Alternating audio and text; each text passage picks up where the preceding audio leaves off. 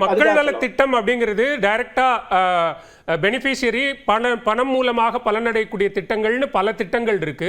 அது நேரடியா அவங்களுடைய வங்கி கணக்குகளில் போய் சேரக்கூடிய அளவுக்கானத அந்த ஒரு சிஸ்டம் அப்படிங்கிறது ஆரம்பிச்சு பல ஆண்டுகளா அது தொடர்ந்துகிட்டு இருக்கு.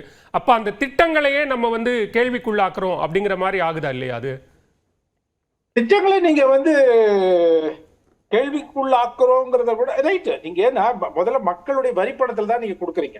சரி, ஓகே. இப்ப நீங்க வந்து ஏதோ ஒரு சேரிட்டபிள் ட்ரஸ்ட் வச்சிருக்கீங்க, அதுல இருந்து எடுத்து கொடுக்குறீங்கன்னா நான் வந்து அதுல ஒன்றும் கேட்கறதுக்கு ஒன்றும் எனக்கு தகுதி இல்லை. ஆனால் நீங்க மக்களுடைய வரிப்பணத்தை கொடுக்கும் பொழுது இப்போ நீங்க அரசாங்கம் மற்றபடி செலவு பண்ண வேண்டிய திட்டங்களுக்கான இது வந்து குறைஞ்சு போயிடுது. ஓகே. அவங்க வந்து இப்போ பெருசா உங்களுக்கு வந்து மக்கள் இது மாநில அரசாங்கங்களுக்கு குறிப்பா அவங்களுக்கு வருவாயும் வந்து ஆதாரமும் சுருங்கிடுச்சு. அது தனி மேட்டர்.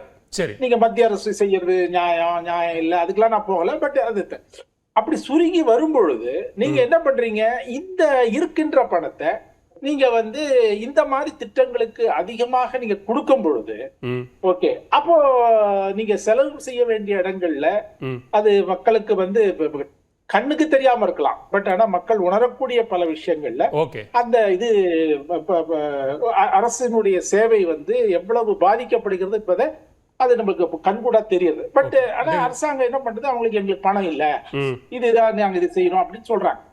ஓகே. அதனால நம்ம வந்து நலத்திட்டங்களை வந்து நடைமுறைப்படுத்துவதை நம்ம வந்து விமர்சிச்சுதான் ஆகணும். ஓகே. இது எல்லா மாநிலங்களுக்கும் எல்லா கட்சிகளுக்கும் பொருந்தும் அப்படிதானே? நிச்சயமா நிச்சயமா. அதுல ஒண்ணு யாரும் விதிவிலக்கு இல்ல. அதான் நான் சொல்றேன். இப்ப இது வந்து ஒரு போக்காக மாறிவிட்டது. அதை வந்து நம்ம வந்து அதை அப்படியே நடக்குது, அது நியாயப்படுத்துறதோ இல்லாட்டா அது இவன் செஞ்சாங்க அவங்க செஞ்சாங்க அதனால நம்ம செய்யலாம் அப்படிங்கறதா நீங்க அந்த மாதிரி அணுகுமுறைக்கு நான் சொல்லல. பட் இந்த மக்களுடைய வரிப்பணத்து மூலமாக தான் இந்த நலத்திட்டங்கள் நடைமுறைப்படுத்துவதனால அது வந்து சரியான முறையில செய்யறாங்களா இல்லாட்டா இந்த மாதிரி தேர்தல் சமயத்துல இப்ப நீங்க வந்து அவங்க 10,000 ரூபாய் கொடுத்தாங்க, நாங்க 5,000 ரூபாய் கொடுக்குறோம், அடுத்த ஸ்டேட் இன்னும் கொடுக்கும் 7,000 ரூபாய் கொடுக்கும்.